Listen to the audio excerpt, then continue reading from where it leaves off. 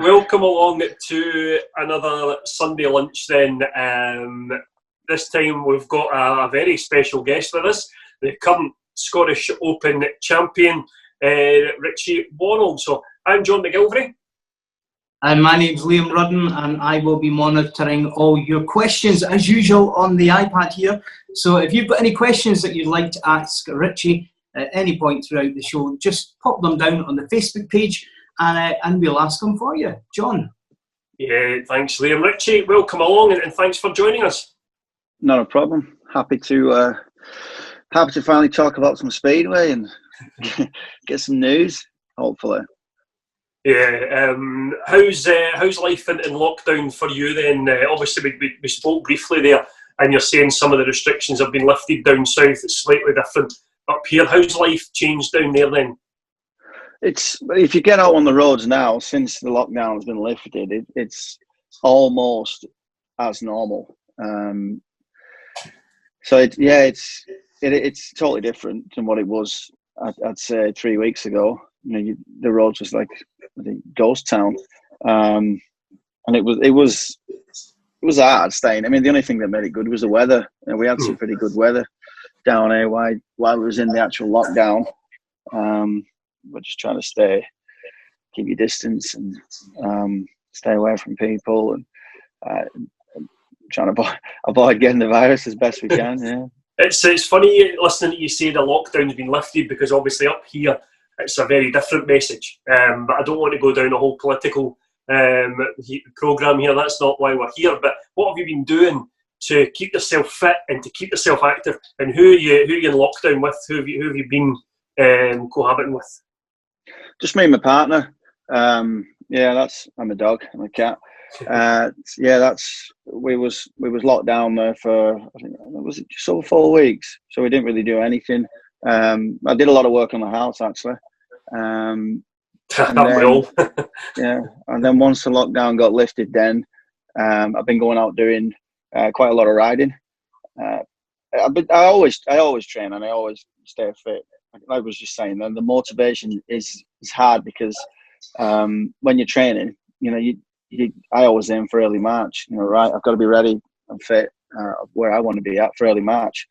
But it's sad because there's no date, there's no nothing to work towards. You just got to kind of keep going. I mean, we was fit. You know, we'd done the work, ready for the start of March, and then it didn't start. So you just got to kind of maintain where we're at. But not riding a bike is you can be as fit as you want, but you've also got to be bike fit. So I bought myself a trials bike, and I've been going out riding. I've been trying to get out as much as I can, once, maybe twice a week, with Adam Exton's over in North Wales, in Oswestry. And riding them trials bikes is very, very physically demanding. So I'm hoping, well, the plan is, you know, when we do start, I'll be nice and bike fit and sharp. And, you know, I won't be getting on a bike and going, oh, let's go. I'll have been on one, albeit different kind of bike, but still been on one. You know, still work the same. Richie, some of the other guys had obviously come over from Australia and where have you, and they were all in Edinburgh and then they all went home. Did you get a chance to get up to the track at all before lockdown started? Were you around at all? No, I was actually due to come up and pick my van up, and then Josh Pickering nicked it, so I couldn't get it. Josh is watching. I've seen his name pop up here, so Josh will be watching you now. He has a right to reply.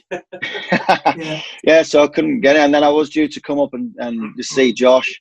And I think it was getting the van off him and just go a bit of dinner and whatnot. And then this thing kind of progressed. This virus progressed rapidly, and I think Josh made a decision to go home, and then.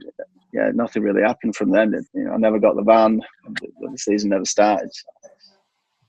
So no, I didn't get up.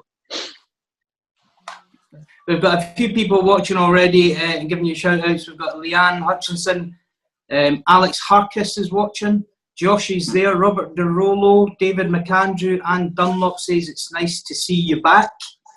We've got Lynette Linton saying welcome back. And Julie McDonald, who says it's great to see you. Scott Goodwood's asking, we'll give you your first question from the fans. Scott Goodwood is asking, who's your favourite teammate to ride with and why? Willie Lawson, because I don't ride with him. I'm only joking.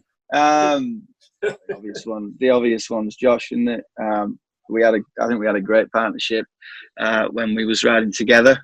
The last time I rode with the Monarchs. I don't think I'll be riding with him this time, will I? No.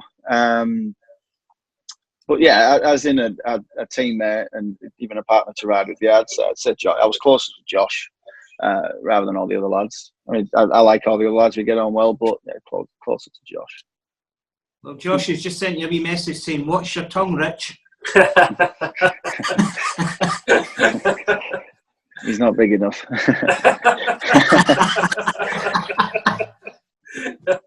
Brilliant. Well, it was just when you say about being back with the Monarchs there previously, doing a wee bit of research, and one of the things I found on the Edinburgh website was when you came back the last time, out of 42 races, you lost only 5. That's an incredible stat. Is there something about Armadale that really suits you? You know, because that is an impressive stat. There is, yeah. It's a technical track. It's not one of these big wide open things where you just lean the bike over. It takes a bit of skill, and it suits me because when it's grippy, you've also got to be quite strong on the bike to get that thing turned, get out in that dirt where you need to be for maximum drive, and get the bike turned. Then the weaker lads can't do it. The bike is just it'll just run away from them. So it does suit me in that aspect, yeah. But then you can look at Bellevue and that doesn't, because it's a big wide open track. We're all on bikes that weigh the same, except me. I'm like 20 kilos heavier than let's say Dan Bewley. So his bike's going to go a lot quicker. I think there was a bit of a debate. I mean, Scott Nichols started someone up on Twitter or something not long ago, and someone went in the Speedway Star about it all. But that is, I think, one reason why it's not just Edinburgh. It's them tight technical tracks with a little bit of dirt on them that do suit me. You go to Newcastle.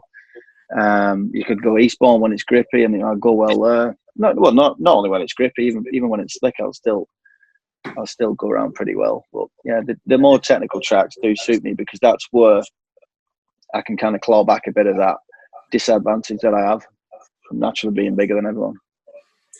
It's funny you mentioned Newcastle there. Obviously, that was your first Premier League team.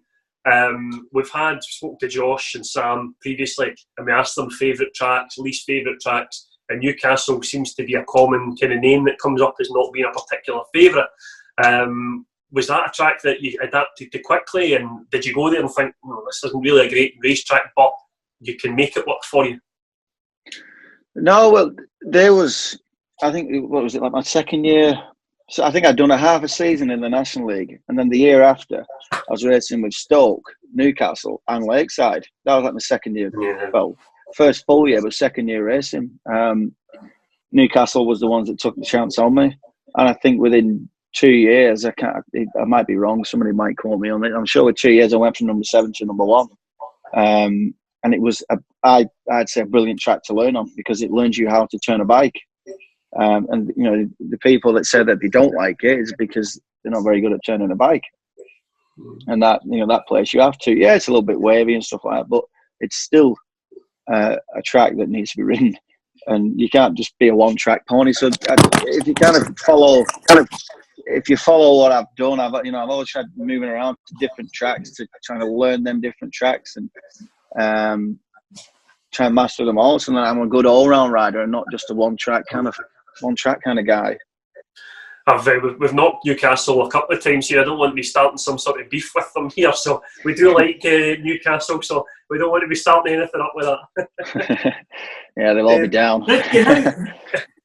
Talking of tracks, how much of what you can do on a track is instinct and how much of it is learned? So when you come to somewhere like Armadale for the first time, is there an instinctiveness involved in actually whether or not you take to a track? They all take a little bit of getting used to. They all do, yeah. I don't think nothing's instant. Say, it's so niche, Speedway. Like, if I was riding motocross, I could go and get a motocross bike and I could go and ride it all day today. You cannot do that with Speedway. You know, you drive all the way out to Prague to go and do a meeting, and you've been on the bike for 5 minutes. You know, what can you learn in 5 minutes? That's why it is such a niche like sport, and it's very difficult to get into, and it's very difficult to progress. And then, you know, when you look at the likes of Doyle, who likes riding nearly every continent that will let him, there's a reason why, you know, because when you're on that bike, you're learning more and more, and you learn more about the bike, what it can do, what you can do, learn all about the tracks, engines, everything. So the more you're riding, the better you're going to get, 100%. But that is, to answer your question, the more you're riding, the different surfaces, different shapes, everything. Yeah, probably things will come a lot quicker to you, and you'll be able to get used to it a lot faster. Sorry, now you mentioned that. Sorry, Liam. Sorry, just to go into a point Richie made there about going to Prague and riding for 5 minutes. That's something I've always found quite bizarre about Speedway, is the lack of practice time, the lack of, you know, you could come up to Armadale, like you say, on a Friday night and ride your bike for 5 minutes.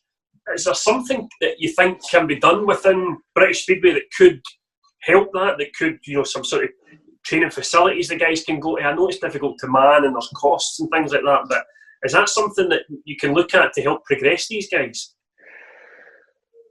Noise is a massive problem. You know, every track's got houses around it now, haven't it? So, you know, they're only allowing, so like Armadale's got that same problem, haven't they, I believe? You know, you can't just get on it whenever.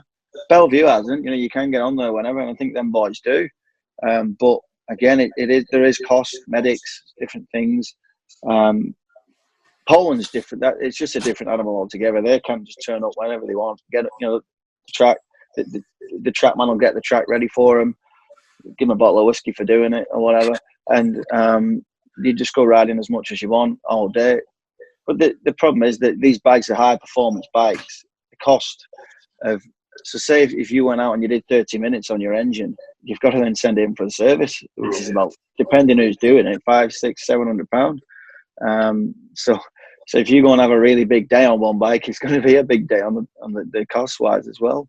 But you wouldn't do 30 minutes in one day anyway. But that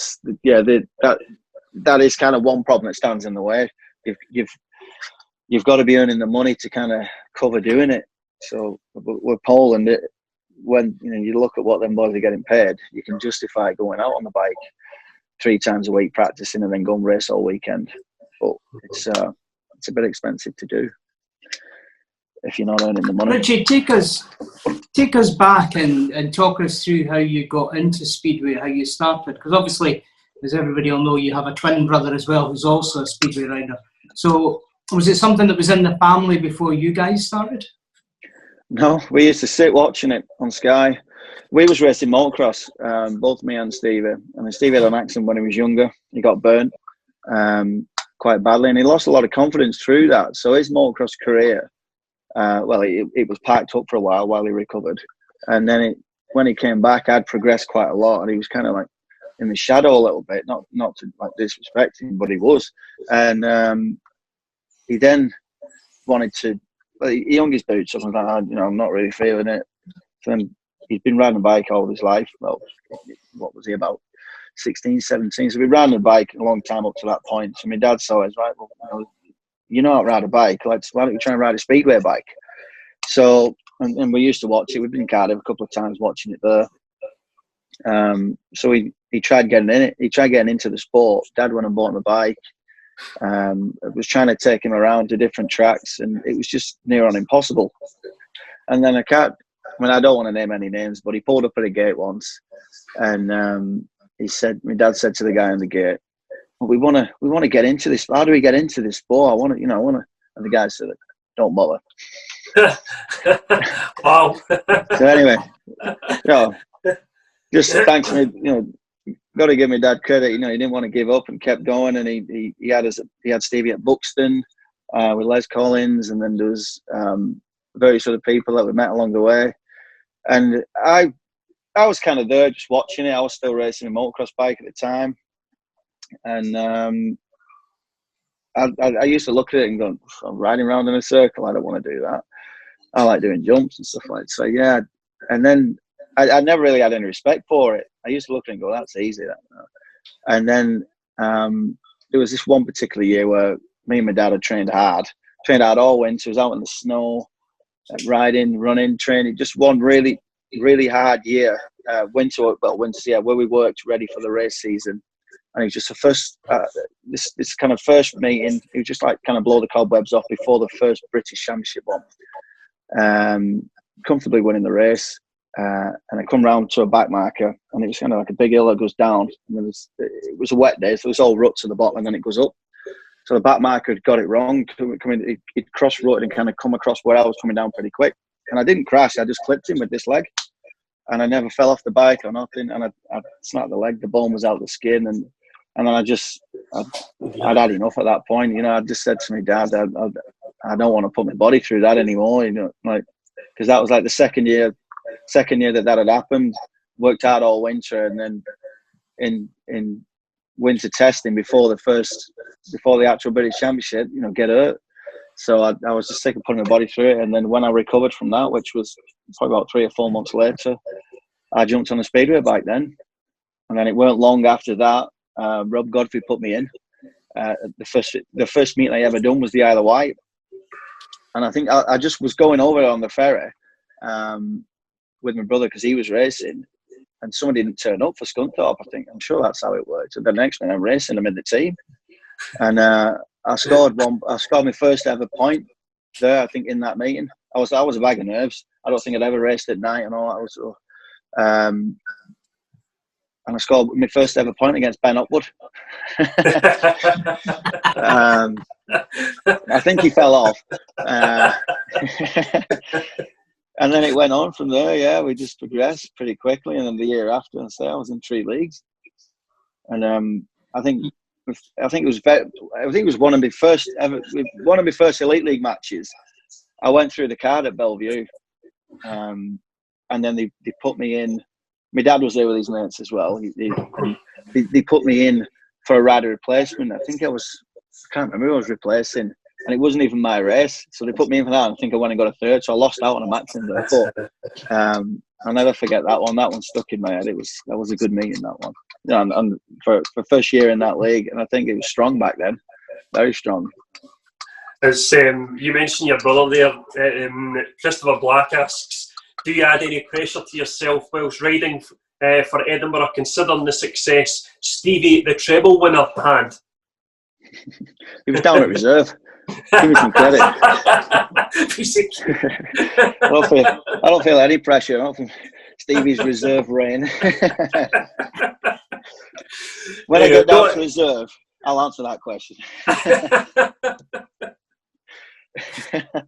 Brilliant. Did he mention, obviously, the success that they had in 2014? You'll have spoken to him about it. You know, what was his buzz? Because I'll never forget that night. We spoke about it with Sam Masters the night they beat Somerset. Obviously, Stevie wasn't racing; he was injured, but he was there. Did he share that experience and how memorable a match that was? No, never. I feel quite bad for saying that now. Well, you might have done. I don't know. We're having a Sunday lunch with your brother. We wasn't living with each other at that point, so I don't know. I mean, it was a while ago. I can't remember what I was doing last week. Obviously it was a good feeling. I mean, when I won the league with Poole, you know, that was a good feeling. When we won that at Kings Lynn, we won it. We shouldn't have won it, you know, but we did. And it was, the feeling was brilliant. I imagine Stevie was feeling them same things. You know, I still feel good about it now. I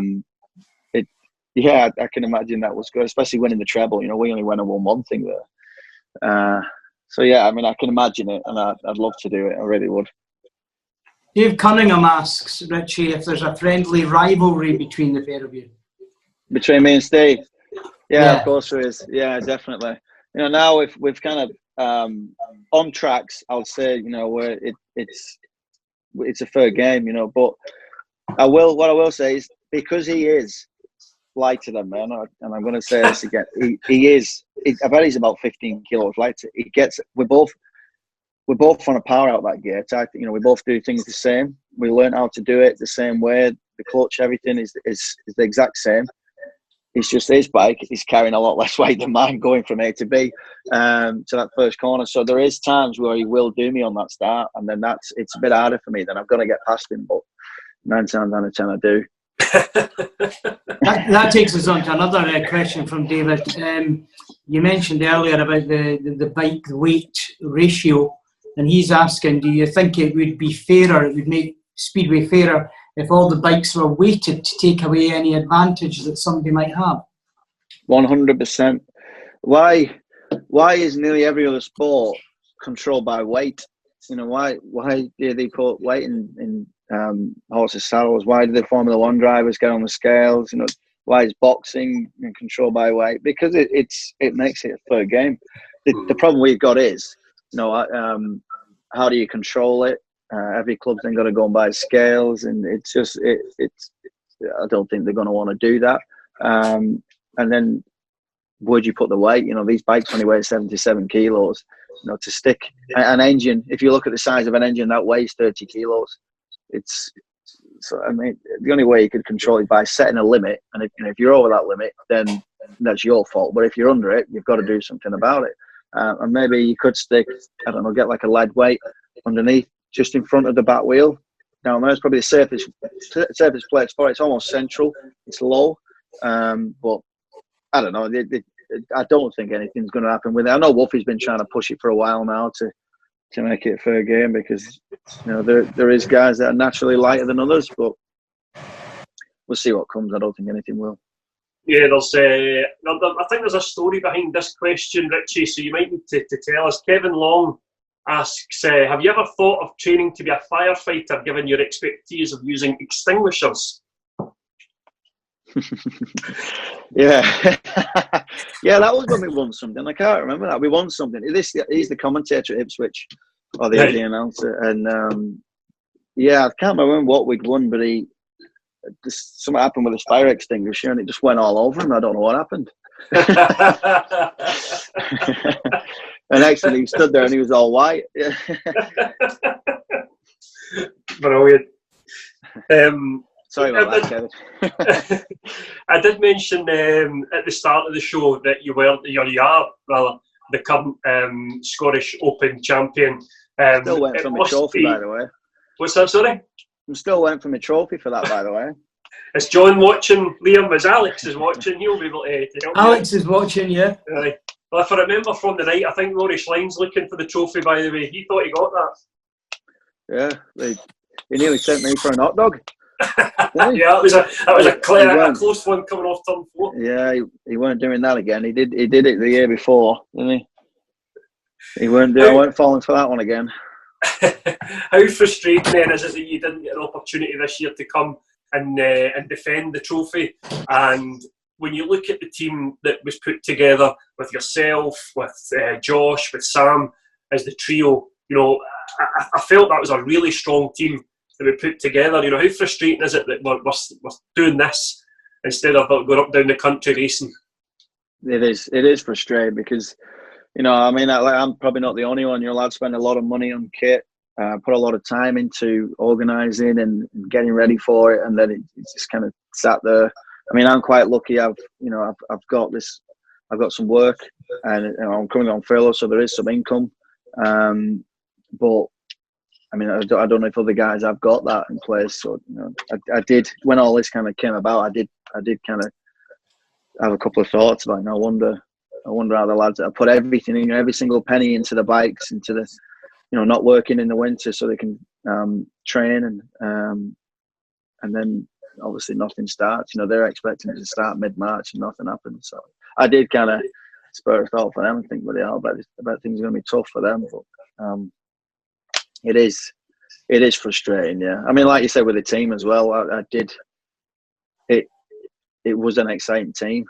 You know, I was really looking forward to riding with that bunch of guys. I'm sure we will. We'll still get to do something, won't we? You know, things are loosening up gradually. It just worries me with the fans. You know, will the fans turn out? Sorry, somebody tried ringing me then. Yeah, will the fans turn out? You know, we'll be. I think it's a bit of. I think it's a bit of. Not only will the fans turn out, but can they turn out?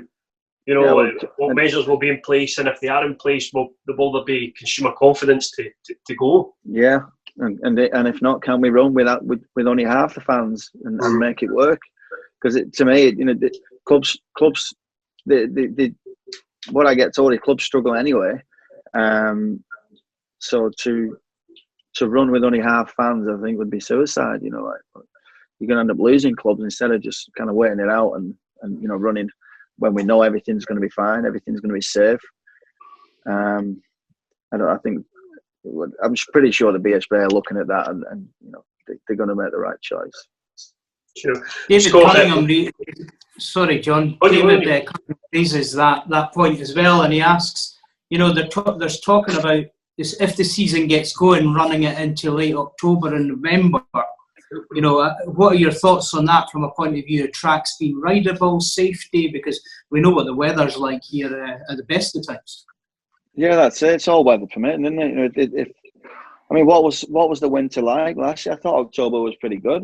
I don't really feel like we had a winter, to be honest. It was a bit cold and a little bit wet at times, but I personally don't really see a problem. You have your dry. It's just going to be cold, isn't it? You have your dry days and you have your wet ones. I just know that the Armadale tends to be like that all year round anyway, so we don't notice summer or winter. It's all the one. Great. Driving up for rain-offs. Scott Goodwood asked, we're talking about the possibility of racing this year. If that doesn't happen, would you be willing to come back for Edinburgh in 2021 with the same teammates? And on that, do you think there would be changes in terms of, well, we were going to go to tapes for this 1 to 7 in 2020. We'll just kind of go with 2021 with that. Do you think that will be the kind of philosophy behind most of the teams? I have thought about this. Not in my own personal, obviously in my own personal situation, but everybody else is in all the clubs. So obviously, riders get sign-on fees to sign. When they sign for a club, they have their own agreements. The foreigners, they get the flights and different things. And clubs are forked out for all that. For clubs are all through the league, all through the leagues even. So obviously, it's you can't really go right. Well, obviously I'm Edinburgh this year. I can't really go if we don't run. All right, well I'm going to go with someone else next year because I've took a sign-on fee off this club. I've not raced the kit. I always use it to put it into the bikes and make the bikes ready to race. They've not been used, so that they're ready to go. So, me personally, I would come back to Edinburgh on the same, just the same terms. But no, you don't wait. I'd waiver the sign-on because I've already had it. I've not done anything for it. So, I'm Edinburgh next year. If we don't run, I am Edinburgh next year. The same deal. But obviously, it's just going to run into this year to the following year. Well, and I'm pretty sure it'll have to be that for every other bloke because it would be wrong to take money off a club, not do anything for it, and then go somewhere else next year. In my opinion. Mm-hmm. No, I think that's a fair comment, and I think that will put a lot of smiles on people's faces, knowing that you'd be more than happy to come back if we don't. But we don't want to be doom and gloom. We don't want to go down that road. So Steve Cresswell's asking, if we do get some racing this year, what tracks would you be looking to take away wins at? All of them. That's not a very good question, is it? Come on, you want to be winning all of them. I know. Steve's not allowed back. He's back. Just following on from that, Christopher Black asks, are you looking forward to taking some stick at Glasgow? Can't wait, yeah. I'd be very surprised if they give me some stick, to be honest. I rolled my ass off for them. No, that was... It was. I didn't know whether I'd have this conversation or not, but it was before you came to Edinburgh. Obviously, you get dropped with Glasgow there, or they make their changes and things like that. How does that feel as a rider? You go, God, I'm going to have to look for another team in the middle of the season here. It was a bit stressful, yeah. It was a little bit. To be honest, as soon as word got out there that I was free, the phone did go a bit hot. So then that kind of relieved the stress. It was then, what's the best option? And I never went to Edinburgh because I thought, up yours, Glasgow. That was not the case. I went to Edinburgh because it's something I hadn't done before. But yeah, I'd ride the track very, very well. And to me, at that point, it was a no-brainer. I love driving up the M6 to Scotland. I'll probably retire in Scotland. I love it up there. It was a no-brainer for me to make that choice. And like I said, it wasn't a right. Oh, I know you're rivals with Glasgow or whatever. I'm going to go there. There was none of that. It was just the best option for me at the time. Richie, had there been talk of you coming to Edinburgh before that? Had the team made any approaches to you in previous years? Yeah, they had actually. I'm sure they had. Yeah, I'm sure I was offered a deal.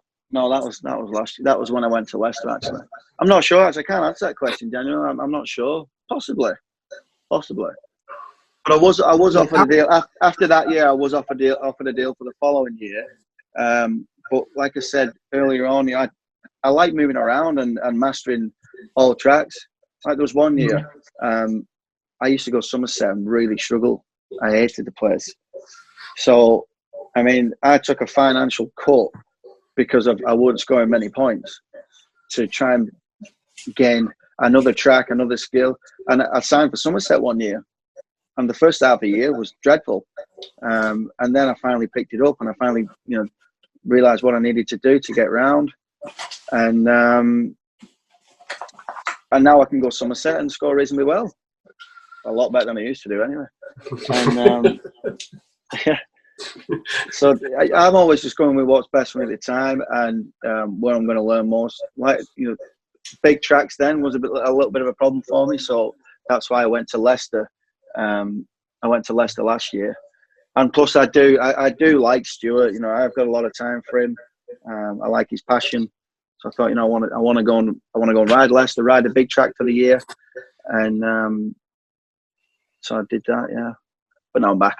Gary Dixon asks you, Richie, do you have any aspirations for riding regularly on the continent? I did do, yeah, but it's a whole different ball game. You start taking on. It's a totally different thing financially. Setting it up. I mean, I have got plenty of kit to do it from when I used to do it.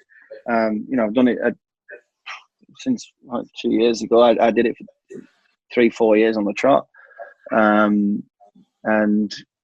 it is a totally different ball game. And to be honest, it's not one of my aspirations. No, it's like a lonely thing, and it's not for me. The experience that I've had doing it, and then you're trying to get paid. Unless you're top man in the club, you're then trying to get paid your money off the club, but yet you've invested so much into it. If you're not going so good, you've got to get out there on a Friday, practice, and then hang around Saturday. And then, if you race Sunday, you race Sunday. If you don't, you don't. So then it comes in the way of, for example, riding for you guys, because you've got to be out there on a Friday doing your practice, so racing your teammates. And it's not my idea of a team. Your teammates don't want to help you. You go into tracks that you've never been before, and your teammates don't want to help you because they don't want you being quicker than them, because you might take their spot. It's the whole squad system thing. So no, I don't really. I want to enjoy riding my bike. I want to enjoy going to the track and coming home, and just staying over here is probably that's the only thing that's going to give me that, really. Getting up at 3 a.m, driving down to an airport, getting on a flight, having about 2 hours sleep, and then landing and going racing, it just doesn't really appeal to me anymore. I've done it; it does not appeal to me. You're certainly not selling it to us, Richie. No. No, then you do all that, then they don't pay you. It's not. It's not top on the list. Derek Coggle asks, and it was something I was just going to ask you though. Did you enjoy helping Josh when he was over there in Poland? Yeah, I did actually. It cost me a few quid. He likes doing the Scottish pat. No, but I did. Yeah, I did. No, I did enjoy it. I think what was it? One of my last year, was it last year or year before? I can't remember. He didn't have any kit out there or nothing, and he wanted to get out there and kind of show what he could do in order to get a team place. So he flew out there and did an open meeting on my bikes, and then I think it stemmed on from there for him. Then I think Krosno, the team that he raced with last year, they took note, and like I said, it's a lonely place out there. You know, if you got a Polish guy working for you, you're in a team and there's no English guy, there's no mates. You're on a track which you don't know. You know, nobody's there helping you. So I wanted to go out there with him and help him because I've been out there and I know how it feels. So, you know, he can be riding. See, when you're riding and you're racing round, you've got so much to think about. You can't think about what the bike's doing. And I mean, I don't know how much you know about bikes, but they're very temperamental, these bikes. There's so many things you can change. And if they're not going, and sometimes it's hard to get your finger on how to make them go quick. So I just want to be out there as another person to talk to, another set of eyes for him, and just make him relaxed. It's a whole new thing, totally different ball game out there. So yeah, I did enjoy it. I'm surprised by the kind of you're saying it's two different things there. You know, in Poland as a team sport, we're just so used to here having that Monarchs 1 to 7, and historically they've all kind of clubbed together. They've all worked really well and helped each other out. And then you're saying you go to Poland and it's like, nah, I don't want to help you, mate. I don't want you going quicker than me. Well, I mean, that's surprising. I'm not speaking for every team and I'm not speaking for every league, but I'm just speaking from my experience. Yeah. You look at Lesno, you go and clean up every year. You know, they look like a team. You know, the lads all get on, they love each other. And you can see that in all the pictures, but then you look at other teams, you know, you get the odd person who can't interact. You know, you can see it, you can just read it, and I think that's why Lesno are pretty strong. I'm guessing, you know, they have the same guys pretty much every year, and you know, they all get on really well, and they're strong. You know, I'm not speaking for every team, but yeah, it's the squad. I think that's what that squad system does. You know, you're always fighting for a team place. And if, you get on well with Joshy, Richie. You get on quite well with Joshy. How do you get on with the rest of the current lineup of Monarchs? Have you ridden with them all before? Do you know them all? Yeah, I know them all. Yeah, I've ridden with them all before. Yeah, I've been going now over 10 years. Yeah, I know them all. I'll be due a testimonial soon. Yeah, I know them all well. Yeah, I mean, obviously, I've spent a lot of time with Josh. He's come over here. He's come down here and spent a fair bit of time. Someone's ringing me again. So I know. Yeah, I know. To answer your question, yeah, I know them all. I've ridden with them all along the way in different places. Yeah, definitely, I know them all. Good. And Rachel Smith's asking, where's Jackson, and has he received his signing on fee? Not yet. No, I'll get him later. Come on. Hey. Up. Oh, there he is. He's a bit wet. He's been swimming this morning. He's had his swimming lessons. He's level 2 now. Aye. Well, mine's is lying out in the grass, sneering into space. He's a bit more laid back. Yeah. Oh, he's nuts. I mean, he's just had a big walk there now, and he's still ready to go. Springers for you. Do you have any sponsors? Looks like someone's desperate to get a hold of you, so we won't keep you too much longer, Richie. Do you have any sponsors or anything that you'd want to thank? Anyone that's been helping you out, certainly recently during the lockdown as well? Well, I mean, the main one for me, and he's always been there for me the last, I can't even remember how many years now. Early doors with Glasgow, I said 3 or 4 years. It's Grant Anderson Tankers. Yeah, he's through, not only just through Speedway. He's always there for a call for advice or anything. And he doesn't just help me. He's a face around Speedway now that is seen to help a lot of guys, even clubs. Like he was there for Berwick, and yeah, just a massive thanks to him. Really, I think the sport would really, and a lot of guys would struggle without him. So, yeah. Richie, the Monarchs 100 are doing an auction, which we have to tell everybody about. Then Derek Wilkinson at Duddingston Private Hire and Scott Wilson are going to be doing a charity auction to raise money for the club. That's going to be online on Zoom on the 6th of June. They're looking for anybody who can donate anything. They already have Andrew Tully's Kevlars, some race jackets, programmes from various seasons, and photographs. Think you could donate a signed picture for that? Well, what I can do, and we were just talking about the man there now. When I race with Leicester, I don't know if they're going to want them, but I can speak with Grant. Actually bought that suit. I think he paid for a number of the Leicester lads' suits. I can have a word with him and I don't mind donating it as long as Grant doesn't mind, and I'll donate a Leicester suit, the suit from last year.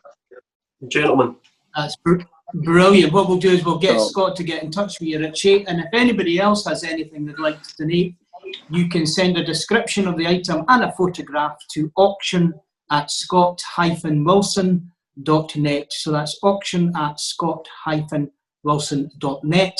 Also got to say a happy 50th birthday to Scott Somerville, one of the Edinburgh fans. And Richie, do you have any message for the fans before you go? Do you have anything you'd like to say to everybody? Well, the ones in Scotland, stay indoors. Follow the guidelines, because you guys are still locked down, aren't you? And just hang in there. Pretty sure we'll be back at the track soon. Hopefully. Well, fingers crossed, certainly when it's safe to do so. Richie, it's been a pleasure. I've just this week finished watching the new season of Brassic. I don't know if you've watched it. Yeah, I have. Yeah, it's good. Yeah. So I've missed Vinny's voice. So you've reminded me of Vinny there. So thanks very much, because I was missing him. But no, listen, it's been an absolute pleasure, Richie. It's been great to talk to you. Thanks for taking the time to join us, and we'll hopefully see you in the tower sooner rather than later. Yeah, no, thanks a lot, guys. It's been nice to actually get Speedway back on the mind and talk about what we all love. So thanks a lot for your time. Not a problem at all. We'll be back Tuesday night for our Tapes Up Tuesday, and on Friday night for our usual Friday AMTV Rewind. And we'll be back next Sunday with Mr. Charisma Willie Lawson, hopefully. So we'll get a chat with Willie next Sunday. Fingers crossed, certainly. That's yet to be confirmed, but I'm sure Willie will manage to find a way to get a camera pointing at him, and we'll get a chat with him. But Richie, thank you. Liam, pleasure as always, and we'll see you next week. Thanks, John. No problem. See you guys.